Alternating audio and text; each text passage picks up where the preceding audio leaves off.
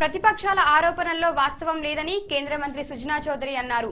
కేంద్ర మంత్రిగా ఎన్నికైన తర్వాత తొలిసారి శ్రీవారిని దర్శించుకున్న సందర్భంగా ఆయన మాట్లాడుతూ తనపై వ్యక్తిగత ఆరోపణలు లేవని ఆయన స్పష్టం చేశారు.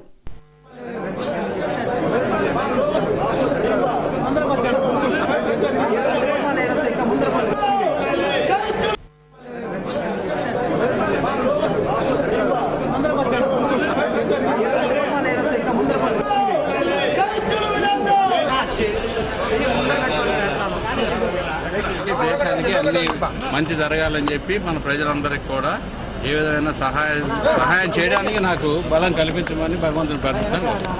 సార్ చాలా మంది మోడీ క్యాబినెట్ లో ఉండే మంత్రులకు స్వేచ్ఛ లేదు, అన్ని మోడీని దగ్గర చూసుకుంటున్నా అంటున్నారు. మీ పరంగా ఎలాంటి అవకాశాలు ఇస్తున్నారు? నాకు తెలియదు కదా, నేను ఇంకా 3 రోజులే కదా అయింది. అందరికీ బ్రహ్మాండంగా అయితే గతంలో ఎప్పుడు మినిస్టర్ అయితేనే మీ మీద అనేక ఆరోపణలు చేస్తున్నారు ప్రతిపక్షాలు. వీటికి పాపం వాళ్ళకి ఏమో చేస్తా ఉంటారు, చేసుకోలేదు.